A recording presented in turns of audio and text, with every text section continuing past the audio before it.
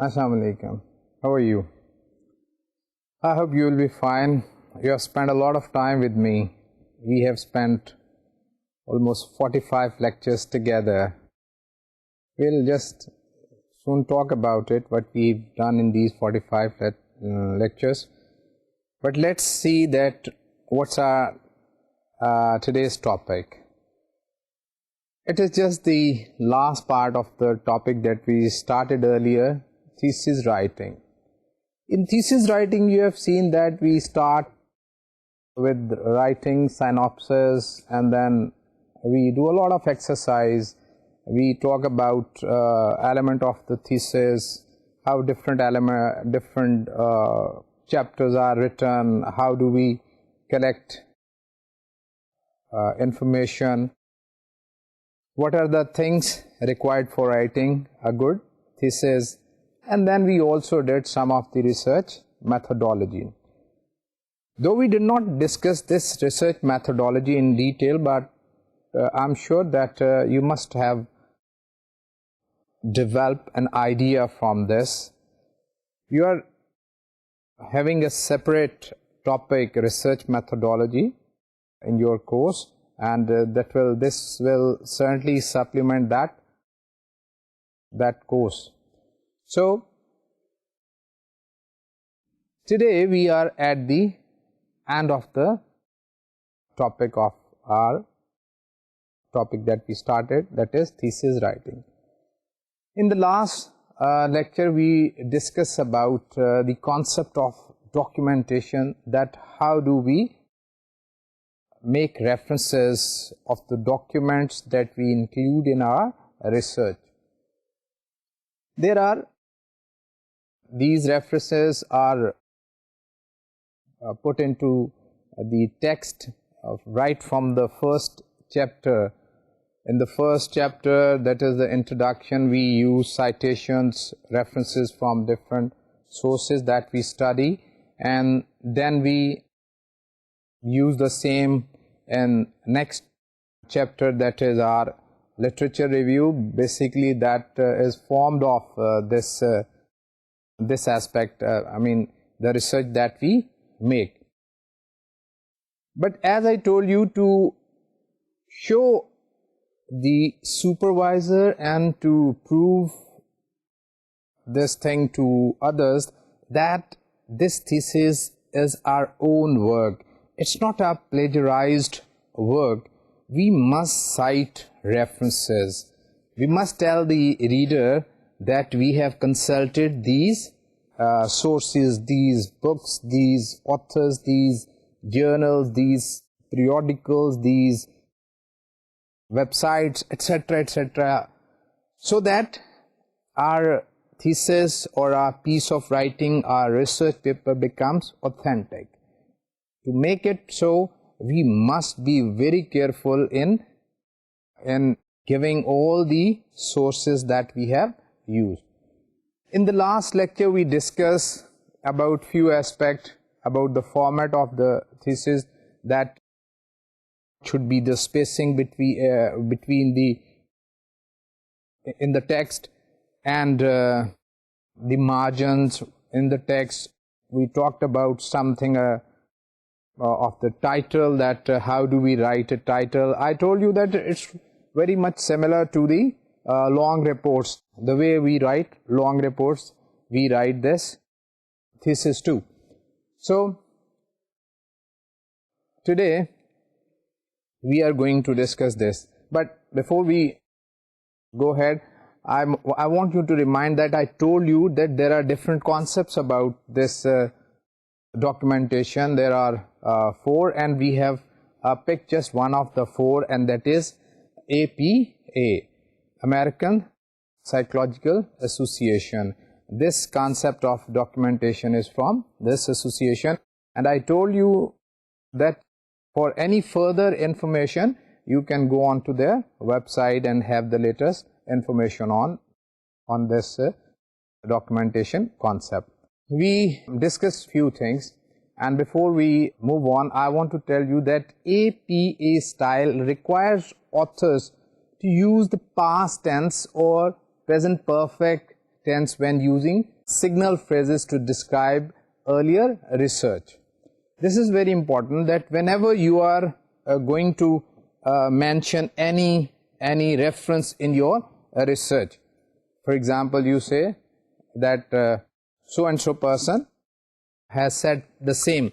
So in that case, you are to use either present in present perfect tense, that he has said, John has said, Kasmi has said, and whatever, or you use past tense.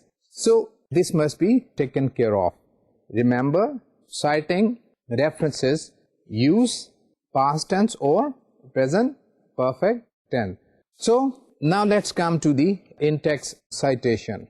When we use APA format, follow the author date method. It means the name of the author and the date of the publication of the book. Sometimes there are different editions of the book that were published in different years, but you have to give the year of publication of the book that you are using.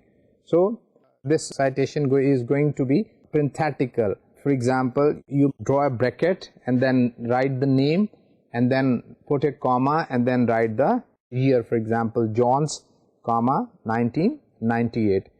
If you are referring to an idea from another work but not directly quoting the material or making reference to an entire book, article or other work, you only have to make reference to the author and year of the publication in text references. There are a lot of ways in which you will be citing references. So sometime you just introduce this reference with the name of the writer and then quote the lines from the writer. Sometimes these are just it's just an incomplete phrase that you want to quote. Sometimes it's a complete sentence, sometimes it's more than one sentence. So there can be multiple options with you. I mean, they depends on the requirement that you have and the amount of information that you want to convey to your reader to prove your own thesis. So sometimes you simply paraphrase. You just go through 1-2 pages and paraphrase all the information. So you must make yourself acquainted with all these ways and how to make reference to all these things. So what we have talked, that APA is author date method of in-text citation, and sometime we use one sentence and sometime we use more than one sentence. You will soon know that to what extent that we can use and how do we put this information on the paper. In-text citation, capitalization, quotes and italics, underlining. Always capitalize proper noun including author's name and initials.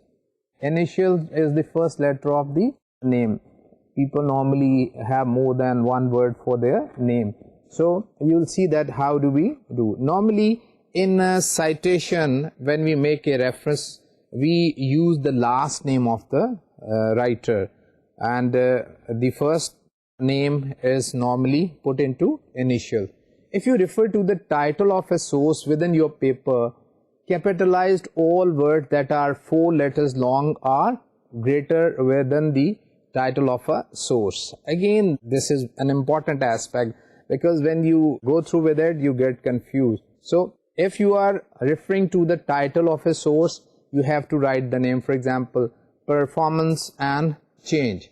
So if you look at this title has 3 words, performance and change.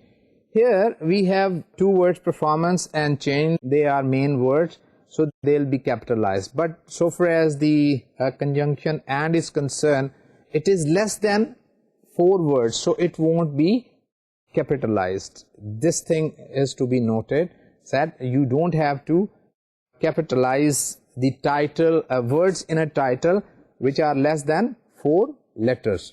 So exception only to short words such as verbs, nouns, pronouns, adjective or adverb.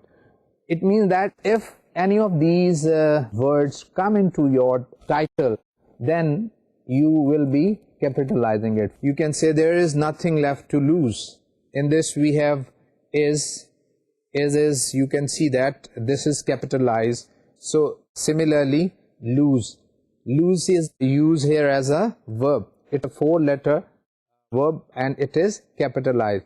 So in any of the citation of title, you have to take care of the capitalization aspect, that which word are to be capitalized and which word are not to be capitalized. All words that are 4-letter long or greater within the title of a source will be capitalized. For example, if there is a word between, so it has 4 letters, it is a preposition, right?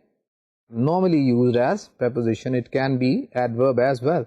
But for example, war between two nations, if it were the title, so in this between is a preposition and it would be capitalized if we put it into our text as reference.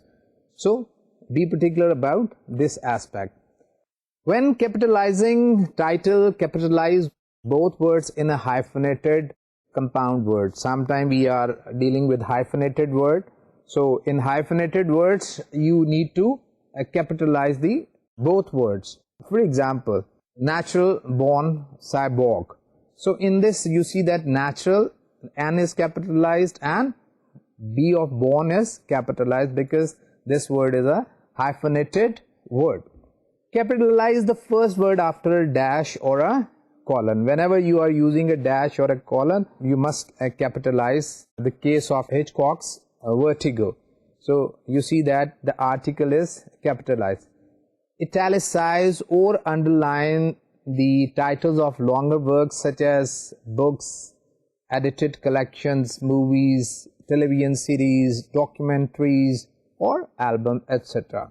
Similarly, put quotation mark around the title of shorter works such as journal articles, articles from edited collections, television series, episodes and song titles. If you are directly quoting from a work, you will need to include the author, year of publication and the page number. So this is something of in-text reference. If you are quoting direct from a book, a work, so what you have to include? You have to include the name of the author, year of the publication and page number. You can introduce this information with a signal phrase that includes the author's last name followed by the date of publication in parentheses. For example, you can say, according to Jones 1998 in parentheses, students often had difficulty using APA style, especially when it was their first time, and then the page number in brackets. So this is one way. So you see that you have quoted the material with a signal phrase, and this signal phrase has the name of the author and the year of the publication in parentheses, not the name in parentheses. Be very particular about this aspect. Here we have used the name of the author in the signal phrase. Signal phrase, as you can very well understand from this aspect, signal phrase is the phrase that you introduce to in your text to refer to a book or to an authority or to a work. So that is a signal phrase, and it goes like this: according to him, in his opinion, this is how John says. So these are all, and the other phrases of the type are all called signal phrases. The same thing can be given in another word, inverted commas. Student often had difficulty using APA style page and then page number. So this is how we cite references in our text, and in which we use the name of the author, year of the publication and page number. If the author is not named in a signal phrase, that's another thing and also very important. If the name of the author is not used in the signal phrase, so place the author's last name, the year of publication and the page number in the parenthesis after the quotation. First we discussed if the author's name is being used in the signal phrase, and if it is not used in the signal phrase, then all these three things, name of the author, year of the publication and page number, they go towards the and after the quotation mark. For example, you just see this example. She stated, comma, inverted commas, students often had difficulty using APA style, comma, inverted comma, close, parenthesis, Jones, comma, 1998, comma, page, full stop, 199, but she did not offer an explanation as to why.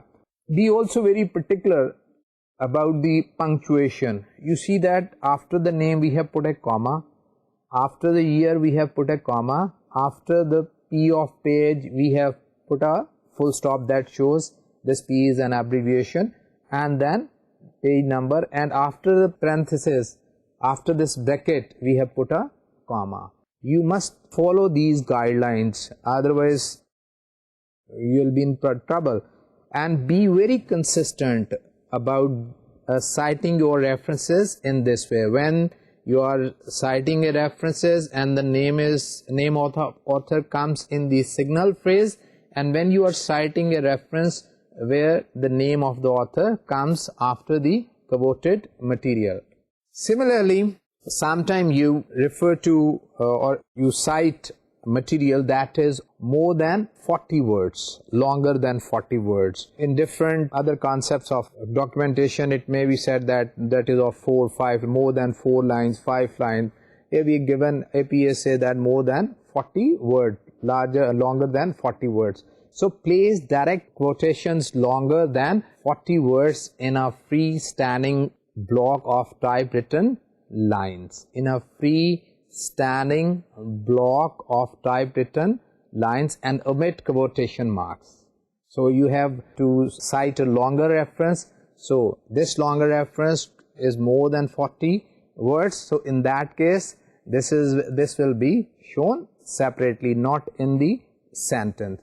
So start the quotation on a new line, indented 5 spaces from the left margin, indented, the way you write paragraph. When we say indent, we have discussed when we were discussing design of a business letter or the format of a business letter, indent means that you leave 5 spaces from the right. The way you write paragraph in your normal writing, that start each paragraph leaving some spaces from a new line. So this is called indenting.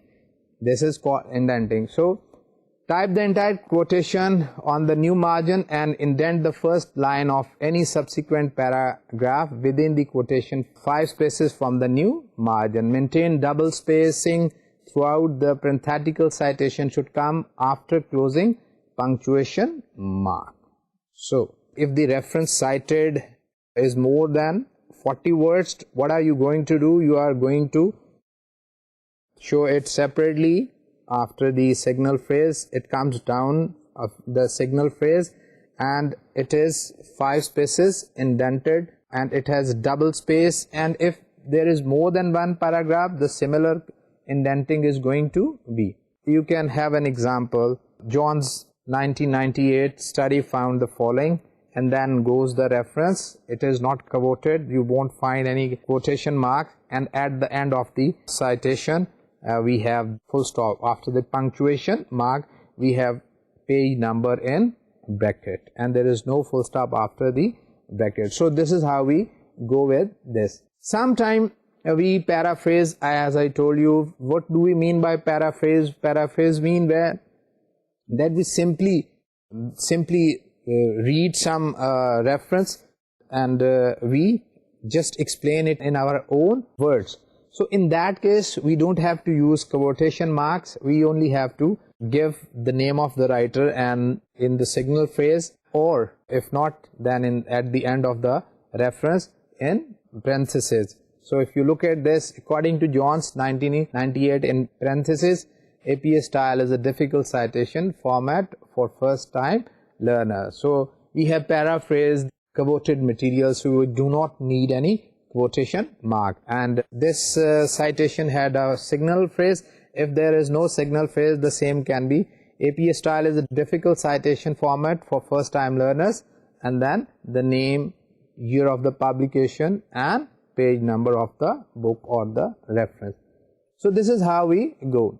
In many cases, we make references to books or articles or any other source material in which we find more than one writer. You must have seen your books, and you must have noticed that many of the books are being written in collaboration with more than one, two people. Sometimes we have 2, 3, 4. It can go up to 6. There are books that have been compiled by many people. So on the name of all of the people are written. So when we have to cite any material of this type, we have to make references to these people. So citing an author or authors. A work by 2 authors. Name both authors in the signal phrase or in the parenthesis. Each time you cite the work, use the word and between the authors. Name within the text and use and in the parenthesis. If you are using parenthesis, the abbreviated and the abbreviation and is used, and if it is in the parenthesis, and if it is in the text, you see that. Research by Wagner and Patty. It is in the text, so and is written in full, and then in brackets the year, and if it is in parenthesis after the and, you can see that the symbol and is used. This is how we cite references by 2 people. A work by 3 to 5 people. List all the authors in the signal phrase or in the parenthesis the first time you cite the source. Carnes, Cornell, Sun, Barry, and Harlow, 1993. In subsequent citation, only use the first author's last name followed by et al. If you are using any reference which has more than one authors, at least 1 to 5 authors, when you are referring to them for the first time in your work, you are going to write the last name of all those writers, right, with and then year of the publication, and in the subsequent after, in the second, third, 4 references, only the last name of the first author and with it et al. Follows in the signal phrase or in the parenthesis. Et al. Should not be followed by a period. 6 or more authors, use the first author's name followed by et al. In the signal phrase or in the parenthesis if we have more than 6 authors. So this is how we go. Then we have, this is what we were discussing about those instances in which we are citing the sources by authors whose authors are known to us. But sometimes it happens that we have to cite some source of an unknown author. If the work does not have an author, cite the source by its title in the signal phrase. Cite the source by its title, the name of the book, or use the first word or 2 in the parenthesis, first word or the 2 of the article. For example, we can say a similar study was done of student learning to format research paper using APA source. So first, and we have used the words in the parenthesis. Sometimes the word anonymous is also written. This can be used and this cannot be. This can be avoided. It depends on your own choice whether you are going to use it or you are not going to use it. Then sometimes we make references to organization as authors. If the author is an organization, as a government agency, mention the organization in the signal phrase or in the parenthetical citation the first time you cite the source. For example, you can say according to the American Psychological Association. If the generalization as a well-known abbreviation include the abbreviation in brackets the first time the source is cited and then use only the abbreviation in later citation. So this has the facility to use abbreviation in the citation. So you can see the example. So 2 or more works in the same parenthesis. When your parenthetical citation include 2 or more works, order them the same way that appear in the reference. So these names are separated by a semicolon. And similarly, sometimes it happens that we have authors with the same last name. So to prevent confusion, use first initial with the last name. I mean, first initial comes with the last name, so you can see the example of this situation. Now from here, there are other things to come, and obviously they are important, but we have so far discussed some of the important points regarding in-text citation, and you have seen that what are the things that are included in in-text citation that are important to show the reference, and how do we deal with different situation when we have one author, when we have more than one author, 1 to 5, and more than 6 author, when the author is an organization, when the author is unknown. So you have seen, and I'm sure that you must be familiar by now with this concept. I know that things take time, and by and by it will give you some difficulty, some confusion in the beginning, but when you listen to the lectures and when you read the handouts, you will soon find it very easy and use them quite freely in your own thesis. A last thing to this aspect is making yourself familiar with the references. Remember that we use references in the same way as we use bibliography. So there are some basic rules for a reference. All lines after the first line of each entry into your reference list should be indented 1/2 inch from the left margin. This is called hanging indentation. Authors' names are inverted. For example, if it is Shakil Amjad, it becomes Amjad Shakil. So last name becomes the first name. Give the last name and initials for all authors of a particular work unless the work has more than 6 authors. If a work has more than 6 authors, list the first 6 authors and then use et al. After the 6 authors' name to indicate the rest of the authors. Reference list entries should be alphabetized. I mean, alphabetically it is written, and then after the name we have the title of the book, then we have year of the publication. So these are the main thing that we include in a reference list. All the lines are double spaced and the names are given, as I told you, alphabetically. So this is a reference list is written. Obviously, as we discuss a different aspect of reference in the text, they are also discussed here. Sometimes we talk about certain references which have more than one writer. Sometimes we talk about certain reference which does not have a writer, or sometimes we refer to electronic references from website, etc., and sometimes journals, articles of newspaper. You will find a list of all these things, that how these things are tackled in your handout. What basically we have done so far is that what is the concept of this reference. That means that when we make references in our text or in our reference section, what important information is required to be given, and that is very important, and the authenticity of the text or your thesis depend on this aspect. So I'm sure that you must be having some idea about in-text citation and reference, etc. and there must be now to some extent a clarity towards the concept of documentation.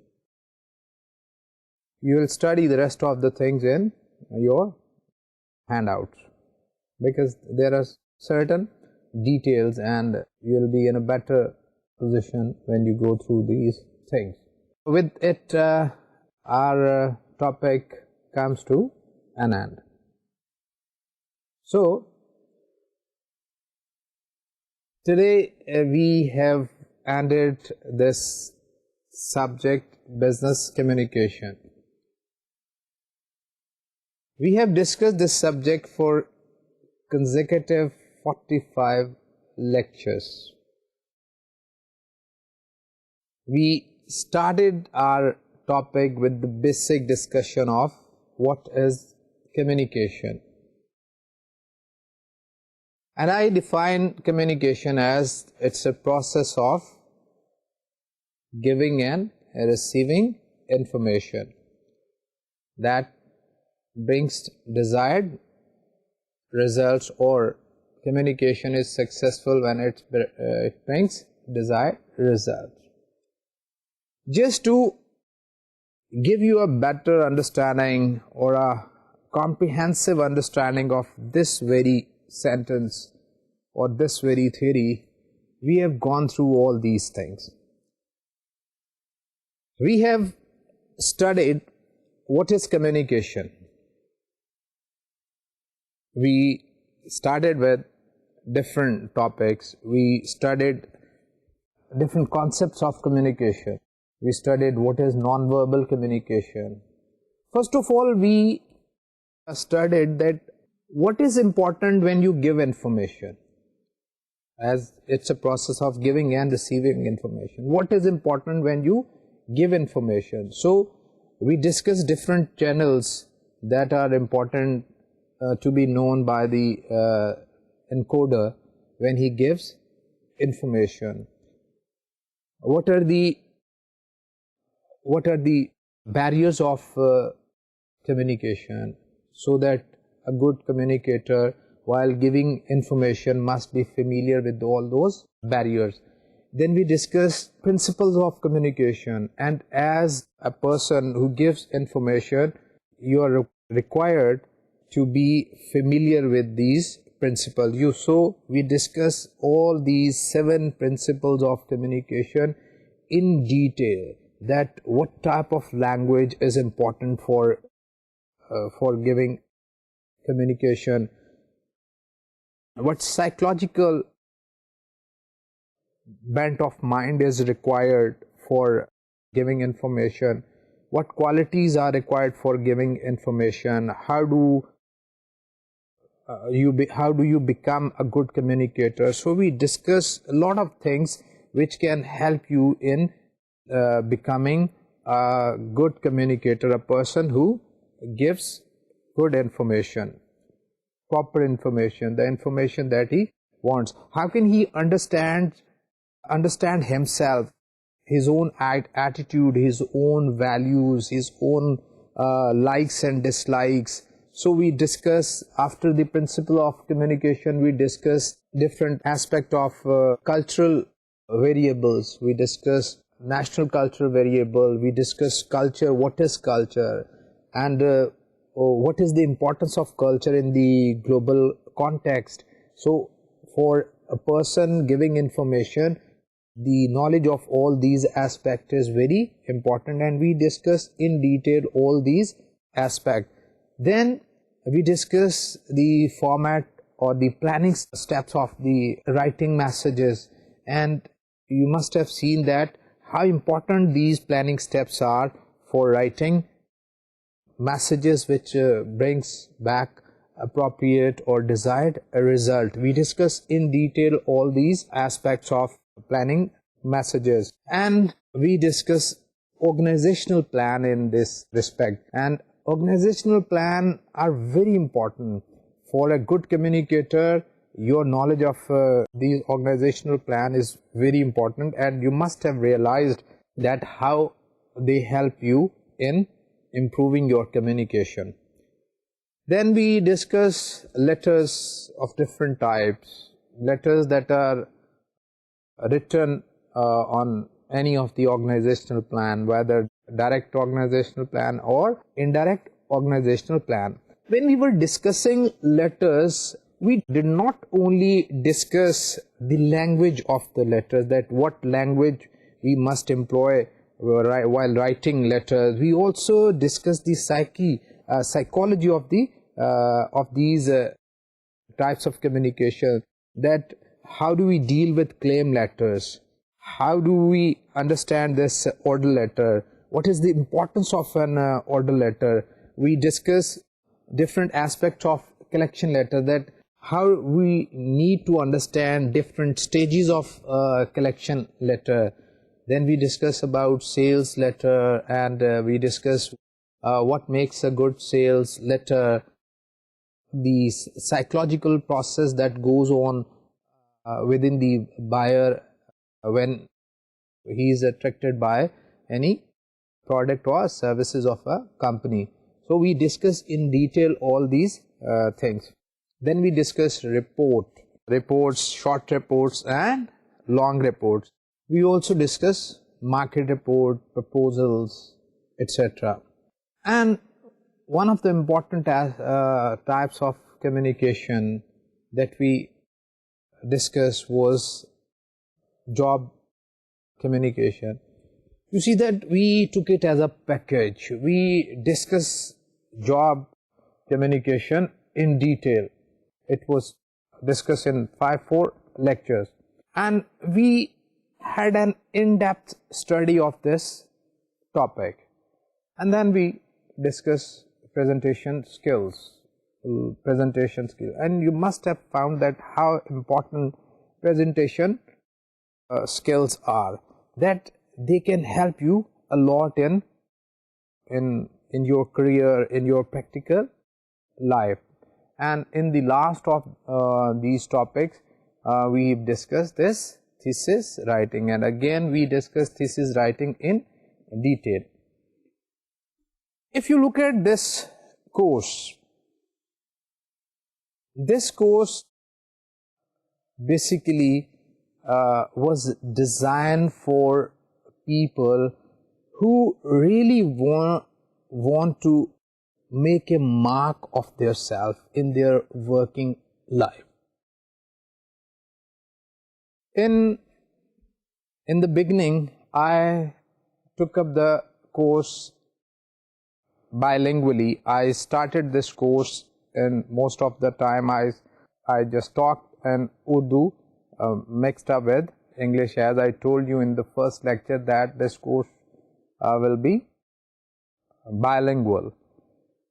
But this was basically meant to make you familiar with this course.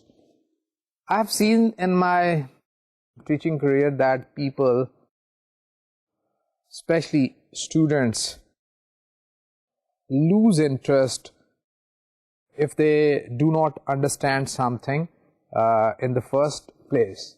So my purpose was to attract the attention of my students. So that's why, to reach more audience and to make it easier to understand to more students and a bigger body of students, I just started very slowly from Urdu, and then by and by I just shifted from Urdu to English.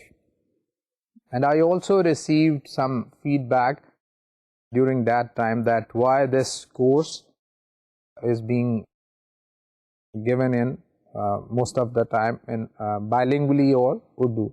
So the basic purpose, as I told you, was just to make the students familiar.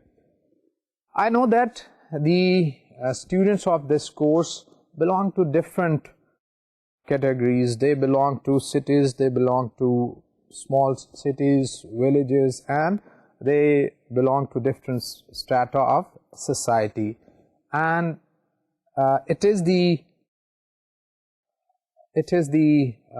tutor or the teacher who has to cater to the needs of all these students.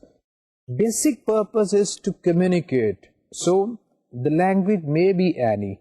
If you cannot communicate properly, it means that you have not achieved your purpose. So my basic aim has always been to communicate. You must have seen that I have rarely used difficult words. I have never gone towards verbosity. A lot of words which can be replaced with simple words.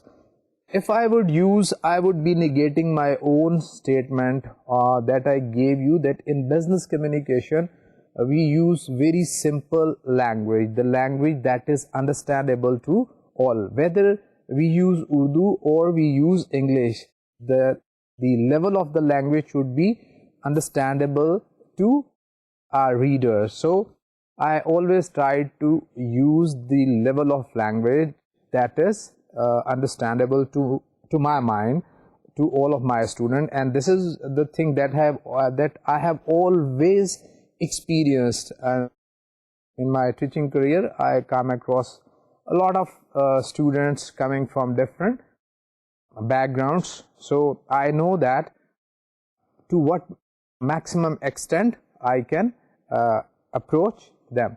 So I have used language very simple. I've tried to use language very simple. Rarely I have used any difficult word.